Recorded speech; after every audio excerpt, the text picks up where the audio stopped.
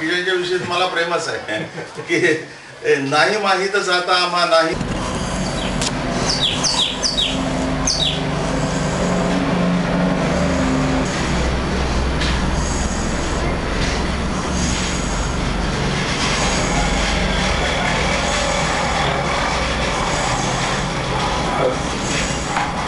काय वाचता आजी? मी हार्टचं पुस्तक वाचते. का बरं? कारण मला स्वतःला हार्टचा त्रास आहे. काय आहे? हार्टचा त्रास आहे. म्हणजे काय होतं? डॉक्टर असं म्हणला का? किती वर्षापासून आहे? 4-5 वर्ष झाले. मग औषधं रेग्युलर घेतात? चालू आहेत. औषधं रेग्युलर आहेत. तुमचं वय काय असेल आजी आता? 78. शिक्षण किती झालं आहे? माझं शिक्षण 5वी पर्यंतच झालं आहे. इंग्रजी 5वी पर्यंत. हो, कुठल्या शहरात? मी मॉडर्न हायस्कूलमध्ये पुण्याला होते. असे म्हणजे वडिलांच्या बदल्या होत होत्या ना, तिथे कोरेगाव, सातारा, नगर अशा प्रत्येक ठिकाणी जिथे बदल्या झाल्या तिथे आमची शाळा असायची. बरं. आणि मग लग्न किती वर्ष झालं? 16व्या वर्षी. मुलं किती तुम्हाला? मुलं नाहीत मला. दत्तक घेतलेला आहे एक. बरं. तो काय करतो? तो 13वीला आहे. आता 13वी. कुठे असतो तो? तो औरंगाबादला शिकतो. बरं. काय शिकतोय तो? तो BA करणार आहे बा. BA करणार आहे? बरं. आता तुम्ही इथे एकट्याच असता का? हो. माझी बहीण असते, लहान बहीण. ती सगळं करते माझं. बरं. त्या कुठे असतात? ती इथंच असते नेहमी. पण आता मुलाकडं अमरावतीला गेली आहे. बरं. म्हणजे तुम्ही दोघं इथं असता? हां, आम्ही दोघी जणी इथे असतो आणि आम्ही दोघी एकमेकीला सोबत आहे. बरं. तुम्ही विद्यार्थी सहाय्यक समितीसाठी मदत केलेली आहे. हां. तर काय मदत केली तुम्ही? ती म्हणजे मी अशासाठी केली की हल्ली मुलींना शिकायला, मुली हुशार असतात पण राहायची सोय पण नसते आणि हल्ली नातेवाईकांकडे थोडे दिवस राहणं पण मुश्किल होतं. त्यामुळे मला असं वाटायला लागलं की आता मुलींचं हे दादा करतातच आहे, मुलांचं मी बघितलं तर म्हटलं त्यांचं ते व्यवस्थित चाललेलं आहे, आता मुलींसाठी मदत करायला काहीच हरकत नाही. कारण मुली म्हणजे कसं दुसरीकडे राहू शकत नाहीत आणि त्या हॉस्टेलला राहून शिकू तरी शकतील आणि त्या चांगल्या झाल्या म्हणजे आपला समाज थोडा पुढे येईल या दृष्टीने मी ती मदत केली. काय मदत केली तुम्ही? पैशांनी केली ना. नाही म्हणजे काय, म्हणजे किती, काय स्वरूपात मदत केली? पैशाच्या स्वरूपात? हां, पैशाच्या स्वरूपात.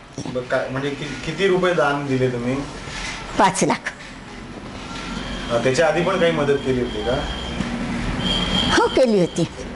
आता त्या 5 लाखामध्ये समितीने काय करायचं आहे? त्यांनी मुलींसाठी सोय करावी, मुलींची राहण्याची वगैरे याची.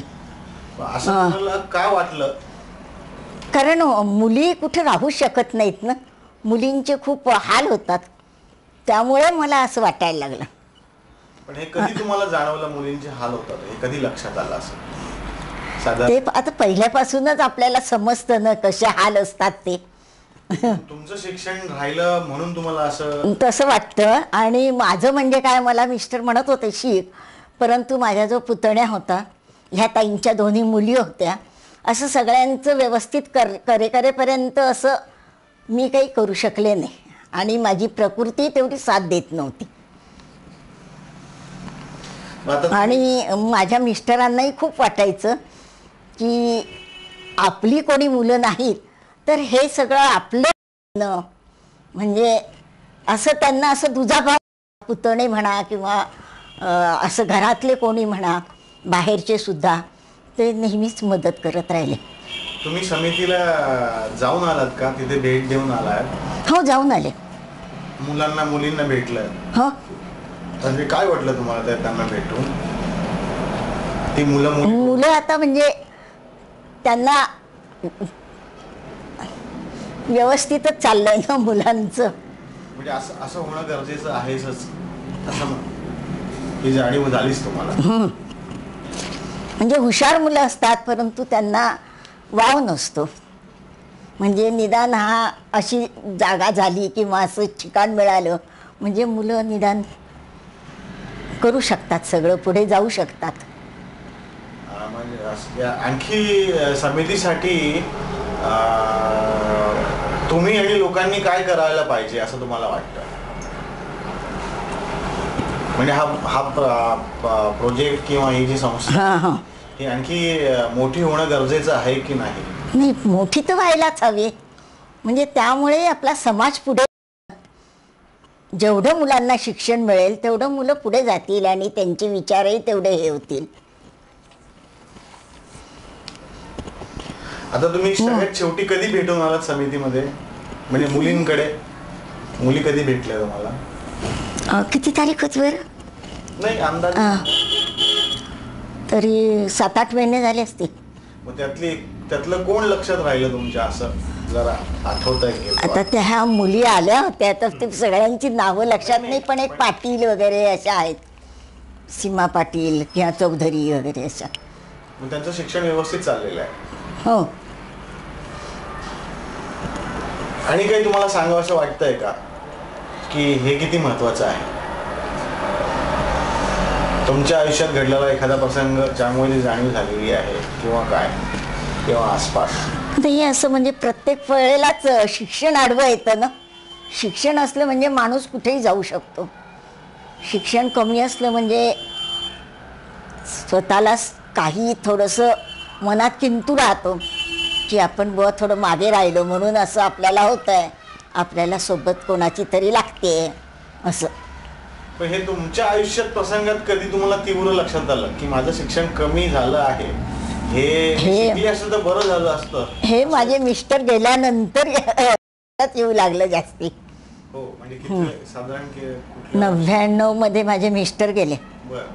मग त्याच्यानंतर प्रत्येक प्रसंगी बँकेत म्हणा, कुठे म्हणा, प्रत्येक ठिकाणी जावं लागायचं ना. आणि प्रत्येक ठिकाणी असं वाटायचं की आपण शिकलो असतो तर आपल्याला असं कोणाला विचारावं लागलं नसतं की काय करायचं किंवा काय नाही करायचं असं. त्यामुळे प्रत्येक मुलीने शिकायलाच पाहिजे, कारण सगळं आलं पाहिजे, बँकेचे व्यवहार वगैरे सगळं जमलं पाहिजे. आता मला म्हणजे अगदी तात्पुरते जमतात सगळं. थँक्यू. की गरीब मुलांना मदत करायची किंवा काय, कारण ते एरवी पण आमच्याकडे कोणी पण आलं ना, मी मुंबईला असायची, कोणी पण आलं तरी प्रत्येकाला मदतीचा हात पुढे असे. आणि प्रत्येकाला जर राहण्याचा प्रसंग आला तर वेळ प्रसंगाला आम्ही म्हणत होतो आमच्याकडे राहून जा, 8-15 दिवस काढून घ्या, नंतर तुम्ही प्रवेश घ्या कॉलेजला. त्यामुळे प्रत्येकालाच आमच्याबद्दलही आपुलकी वाटायची की बुवा आपल्याला ह्यांनी चांगलं मार्गदर्शन केलं वगैरे. काय करायचे तुमचे मिस्टर? ते पोलीस खात्यात इन्स्पेक्टर होते. म्हणजे तुमचा प्रशासनाशीच संबंध होता? हे एकनाथ खडसे वगैरे हे असे आले तिकडे सोसायटीला, त्यांनी भेट दिली होती, तेव्हा आम्ही त्यांचं हे केलं होतं सगळं. समितीचं काम कसं चाललंय तुम्हाला काय वाटतं? व्यवस्थित चाललंय. आणि ते काम पाहूनच मला द्यावेसे वाटले की बुवा हे व्यवस्थित होणार आणि पुढे यातूनच पुष्कळच मुली तयार होतील आणि पुष्कळच मुलींच्या आयुष्याला चांगली हे लागेल, वळण लागेल. बघा बुवा काही चुकलं बिकलं असेल तर.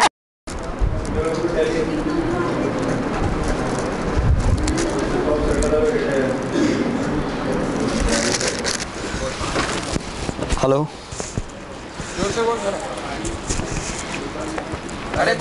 Hello Malhar communications for the Hemraj. Hello hello